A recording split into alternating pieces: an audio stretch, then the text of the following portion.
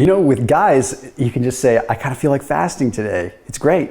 You know, I kind of feel like fasting 2 days from now. But with women, it's a little bit different. There's just other pieces to the equation. So if you look at progesterone, you look at estrogen, you can actually determine the best time to fast to get the best outcome. So let's break it down. Hey, after this video, I want you to check out Thrive Market. They're an online membership-based grocery store.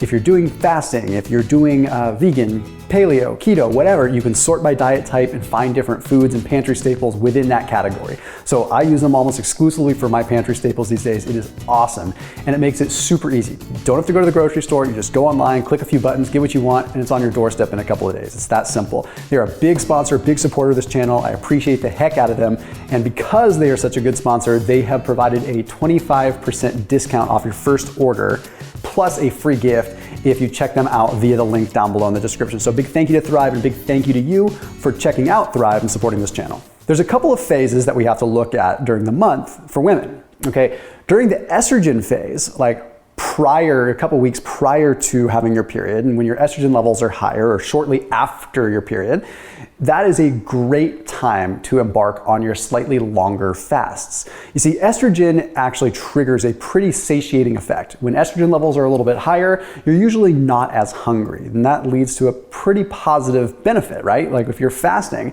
it's gonna make it so you can go through your fast a little bit easier. Estrogen can also be pretty anti-catabolic, meaning it's going to preserve muscle a little bit more. There's a reason why you typically feel pretty good during the estrogen phase. It actually really does make you feel better. So it's a great time to experiment with slightly longer fasts. It's also a good time to be able to experiment with a little bit more exercise during your fast because you have a little bit more of that buffer. So you can actually get a good amount of fat loss during the estrogen phase. You see, it's kind of funny. People tend to think that estrogen is associated with gaining weight.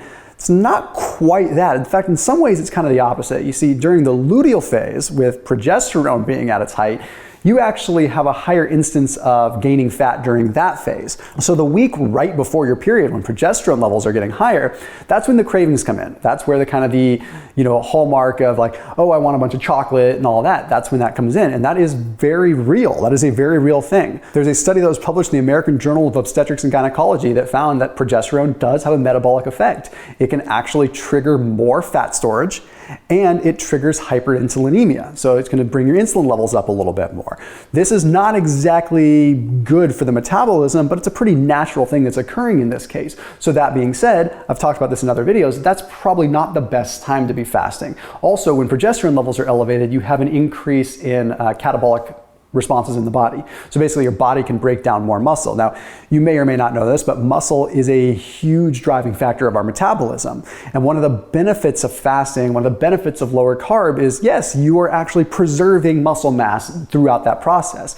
But if you have other powers like progesterone that is very powerful, that is signaling a stronger catabolic response, that could make it so that your fasting actually isn't getting you as much benefit. If your body is in fat storage mode, fasting is not going to have as much of an impact. You may think that if your body's in fat storage mode, it's a great time to fast because you could attenuate the fat deposition, but it doesn't quite work like that. You see, fasting and fat loss associated with fasting is all about sort of having the tides turn towards the body wanting to use fat for fuel. It's not just as simple as not eating, okay? If your body is resisting the urge to burn fat for fuel because progesterone is standing in the way, fasting is really just going to be an uncomfortable period of time that's not getting you a ton of result. So the best time for you to fast is going to be shortly after your period for that 2-week period prior to ovulation. You can still fast during ovulation, but if you're trying to conceive, I would recommend that you turn it off a little bit then. So that period, that 2-week estrogenic period, is going to be a very good time. You're going to feel satiated, and it's when you can start experimenting with longer fasts. One of the things that I would also recommend is when you are going through your luteal phase and you're not fasting, that's a good time to be implementing more of a ketogenic or a lower carb protocol. Okay, hyperinsulinemia is going to occur, which means that your insulin levels are going to be higher. So fasting may not be perfect in that particular case because of the whole like PPAR alpha and fat deposition thing, but when you look at the situation with hyperinsulinemia, one of the ways that you can combat that is by not consuming a bunch of carbohydrates. So don't give in to the cravings of wanting to eat a bunch of sugar. That's a good time for you to go keto or paleo or lower carb. Okay, then when you are fasting during your estrogen phase, that is a time that you can probably get away with having a few more carbohydrates without having as much of a negative impact. There's going to be much lower levels of insulin, much less instance of insulin resistance at that point in time, so your body can probably have better glucose tolerance. So if you wanted to do slightly longer fast and be able to implement carbohydrates in, that would be the time to do it.